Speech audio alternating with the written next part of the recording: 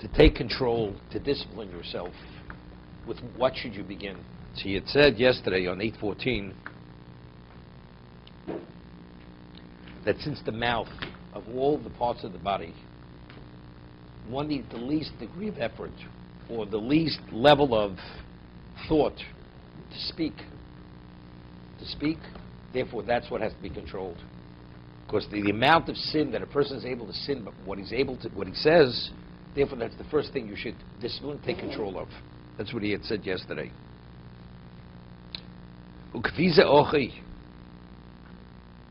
Excuse me. V'agdimuah al shar chushim ve'vorim.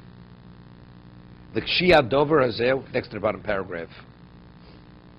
He says, "Higdimuah al shar chushim ve'vorim." If you want to start disciplining yourself, start with that sense, the power of speech, and the lips and the tongue. L'kshiyah dover bo yosem shirusam, because it's the most difficult thing to control.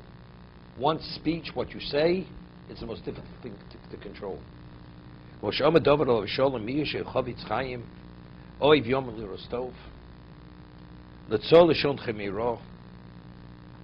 should watch your tongue from speaking evil, and your lips from speaking deceit.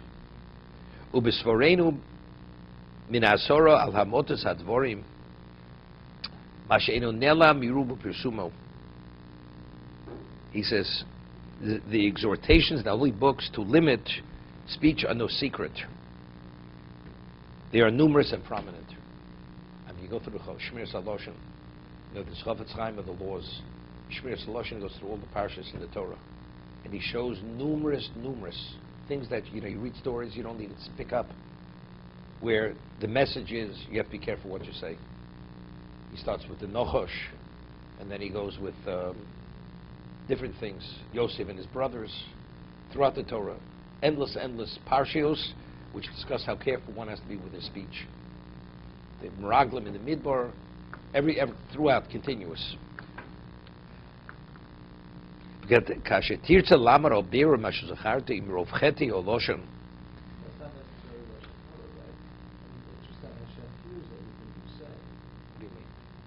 This snake spoke against God.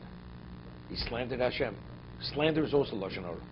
A man goes and he claims his wife committed adultery, and he brings false witnesses. He hires false witnesses. That's Motzi Shemra. He's slandering his wife. That's one of the examples. He receives malchus. He has to pay a penalty, so on and so forth. He says, if you want to fully grasp and understand the veracity of what we're speaking about,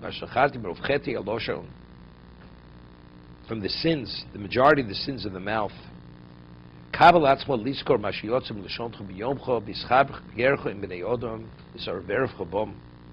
says something phenomenal. I'll tell you a story. Many years ago, when I studied yeshiva as a young bocher, maybe it was 18, 19, maybe about 18 years old, we'd come back very late from the Beis Medrash. So we'd come back 1:45 in the morning. 1 in the morning, you had to relax a little bit. So you would just talk for 15, 20 minutes, and somebody had a tape recorder going. And the 15-minute conversation was taped. So I said to the group, it was about 4 of us, I said, let's listen to the tape.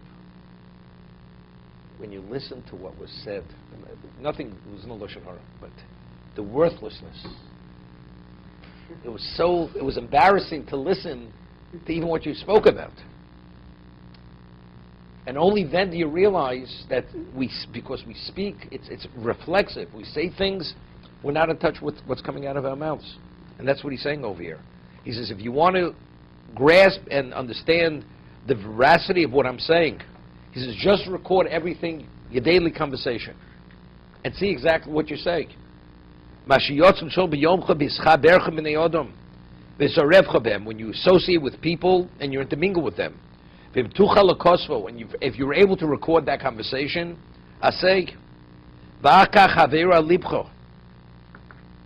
he says, then focus on it and take it to mind. And then when you're free and not distracted, now focus on it.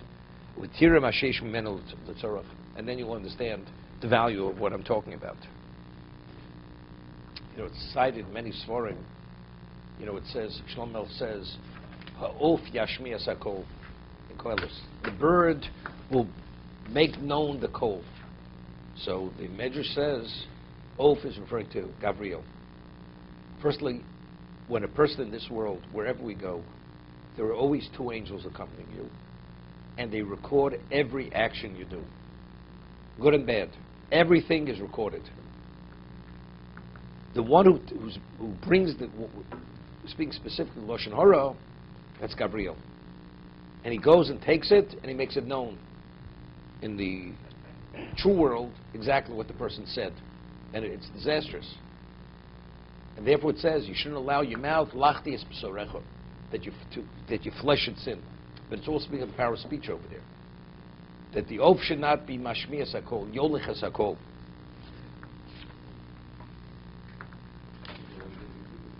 Continuously. Umashi yesh mimenu mosar lo yelucho. And when you realize what you spoke excessively, it's not going to help you. It's not going to be any beneficial. Umashi menu mevi ahezik elecho, and you'll understand the level of damage that it brings to a person. K'ma chozov, we're speaking about lies, rechilos, tale-bearing, shvuos, oaths, lashon hara. Then it'll be verified, your deficiencies. I always say, many years ago, a certain woman used to come to a class, and I once told her a story in the middle of the Chumash class. She breaks down crying hysterically. She was into dramatics. And I knew it had nothing to do with the class. She wanted some attention. So I said, David Lowell knew who this person was. So I said to her, what happened? So she says, her best friend in Pittsburgh, she just got a call that her son, she came home, and her son was found dead. He was hacked to death. Here? So I was waiting for the punchline. But she was such a good person, why did God allow it? Right? That was the question. That's what she wanted to do. That's where she was going. So I said, I can't tell you. I said, only God knows. But I said, I'd like just to understand. He said, she was a very good person. No, a very good Jew. She's a very good Jew. If she's such a good Jew, why did God allow it to happen? That was a question. I said, I don't know. I said, only God knows. But I said, I'd just like to take issue. He said, she's a good Jew. I said, if I make a list, 1 to 15,000 boxes, checking off what a good Jew is, how many boxes do you think we could check off? I don't think we could check off many. A good person who is a Jew, that we could check off. But a good Jew, I guarantee the majority of those boxes will not check off. Dietary laws, Shabbos, whatever it may be, those boxes we're not checking off. Maybe she's a good person who happens to be a Jew. But how does a person feel about himself? A person is such a good person, kind-hearted. We don't see, in ourselves especially, we don't see the failings. And that's what he's saying. You'll only understand your deficiencies and your failings when you record all your daily conversations. What you said wasn't fully truthful. Did you swear where you shouldn't have? Did you do this? Did you do that? And only when you realize that, then you see you're not as perfect as you think you are. And it's always that way. There's always an expression, I want you to look yourself in the mirror. Before talking about other people, look yourself in the mirror. See what you look like before you're looking at others. People in glass houses shouldn't throw stones. They don't realize, they have that failing.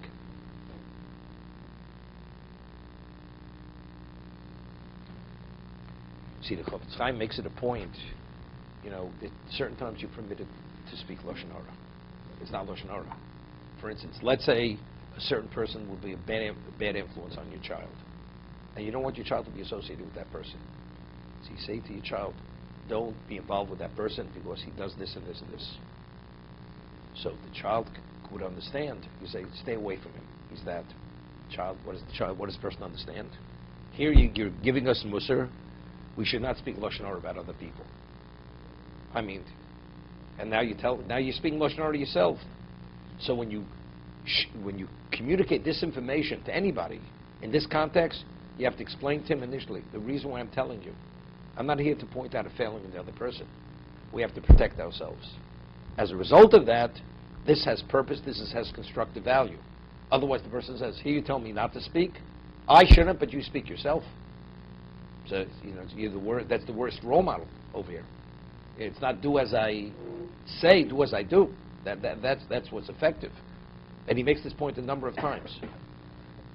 You try to teach a child, you have to speak only truth, and you have to be honest.